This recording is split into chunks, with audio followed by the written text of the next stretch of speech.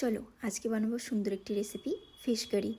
মাছ রান্না করতে তো ভালো লাগে, কিন্তু বাছতে একদমই ভালো লাগে না। তাই এদিকে মা বেছে দিয়েছিল আর আমি সমস্ত কিছু এদিকে জোগাড় করে নিয়েছিলাম। আর আমি নতুন নতুন যখন রান্না করতাম সমস্ত রান্নাই ইউটিউব দেখে করতাম, কারণ যেদিন রান্না করতাম মা বাড়িতে থাকতো না, মিটিংয়ে যেত, তার জন্য ইউটিউব দেখে আমার করতে হতো। রোজ সব রান্না মাই করে, আমার যেই রান্নাটা ভালো লাগে করতে আমি শুধু ওটাই করি। খুব বেশি চাপে থাকলে আমার সমস্ত রান্না করতে লাগে, তাছাড়া মাই করে। এইদিকে আমি মাছগুলোকে একটু লবণ আর হলুদ দিয়ে মেখে নিচ্ছিলাম।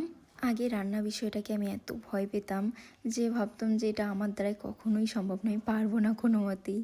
একটু মজা করে করে রান্না করছিলাম। আসলে চারপাশটা পরিষ্কার করে নিলে, সমস্ত কিছু নিয়ে নিলে না রান্না করতে আর কোনো রকমই অসুবিধা হয় না।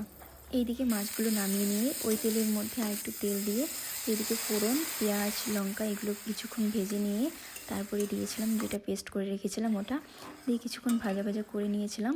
নেওয়ার পর হালকা জল দিয়েছিলাম, তারপরে মাছগুলো সবগুলো দিয়ে দিয়েছিলাম। এই দেখো ফাইনাল লুক। তো আজকের মতো টাটা।